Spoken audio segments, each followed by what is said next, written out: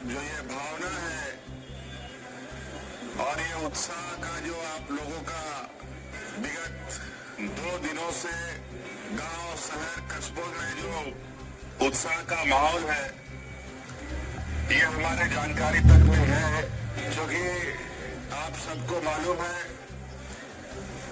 झारखंड और यहाँ के आदिवासी, मूलवासी और यहाँ के जंगल जमीन, यहाँ की हमारी संस्कृति, सभ्यता को लेकर हमारे पुरखों ने कितना संघर्ष किया। समय समय पर कई नियम, कायदे, कानून बने, कई कायदे कानून कुछ हमारे हक में रहा, कई ऐसी चीजें रही जो हमारे विरोध में भी रहा, और जो हमारे विरोध में रहा उसका भी पुरजोर झारखंड के सपूतों ने किया।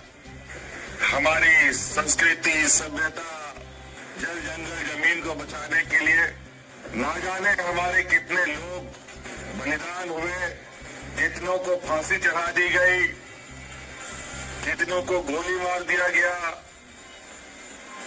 ना जाने कितने लोग जेल में घटकर उनकी जानें चली गई। लेकिन झारखंड में संघर्ष का दौर कभी खत्म नहीं हुआ। अंतोगत्वा हमारे पूर्वजों ने, हमारे अग्रणी नेताओं ने अलग राज्य की परिकल्पना की, और वो भी एक लंबा लड़ाई चला। 30-40 साल की लंबी लड़ाई के बाद आप सबको पता है 2000 ईस्वी में हम लोगों का राज बना।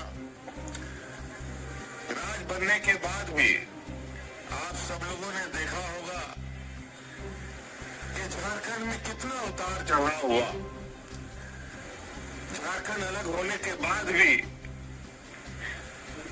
कभी कभी ऐसा लगता रहा कि वास्तव में झारखंड राज्य अलग हुआ है भी या नहीं। बड़े पैमाने पर बाहरी ताकतों का यहाँ पर दबदबा कायम रहना और यहाँ के मूलवासी आदिवासियों के हक अधिकार को बड़े सुनियोजित तरीके से खत्म करना जारी रहा। अंतर्गत आप सब लोगों ने, आप लोग कोई भाई कह सकते हैं, बेटा कह सकते हैं, दोस्त कह सकते हैं, मुझे आप लोगों ने राज को आगे दिशा दिखाने के लिए जिम्मा सौंपा। जिम्मा तो सौंपा, लेकिन आप लोगों ने भी देखा होगा कि इस जिम्मेदारी को निभाने के लिए कितने जद्दोजहद होते रहे, षड्यंत्र रचता रहा। लेकिन कहते हैं ना कि सच्चाई को तुम थोड़ा देर जरूर दबा सकते हो, उसको खत्म नहीं कर सकते। इसके बावजूद हम लोग आगे बढ़ते रहे और मजबूत भी होते रहे। आज एक लंबे समय के बाद पुनः हमारे गांव, हमारा संस्कृति, सभ्यता मजबूत हो और इस राज्य की बहुत बड़ी मांग पैसा कानून धरातल पर उतरे, इसको लेकर थी। पिछले कार्यकाल में तो अपने विरोधियों से लड़ते झगड़ते ही 5 साल बीत गया। अभी हम लोग की सरकार के बने 1 साल भी लगभग पूरा नहीं हुआ है, जो अभी कुछ दिनों में पूरा हो जाएगा, लगभग पूरा हो ही गया।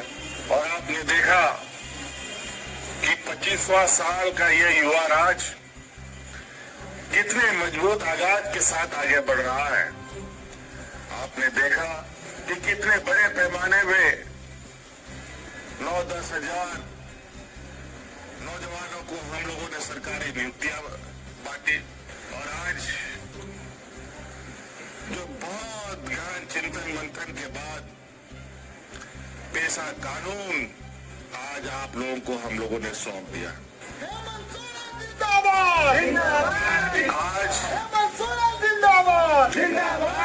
आज ये कानून जिसके लिए बने उसको इस कानून की जानकारी हो, तभी इस कानून का सार्थक होते हमें दिखाई देगा। यहां बहुत सारे पुलिसिया कानून है, प्रशासनिक कानून है, संविधान है, लेकिन बहुत कम लोगों को ये चीजों की जानकारी है और नतीजा ये होता है हम लोग चालाक चतुर लोगों से ठगे जाते हैं। इसलिए जरूरी है कि हमारा हर एक झारखंडी भाई हमारे लिए बनाए जा रहे नीतियों के बारे में उसको जानकारी हो। आप सब पढ़े लिखे नौजवान हैं, कोई बहुत अच्छा शिक्षा के क्षेत्र में है, कुछ कम है, लेकिन आगे पीछे कहीं ना कहीं आप लोग चीजों को बेहतर समझ सकते हैं।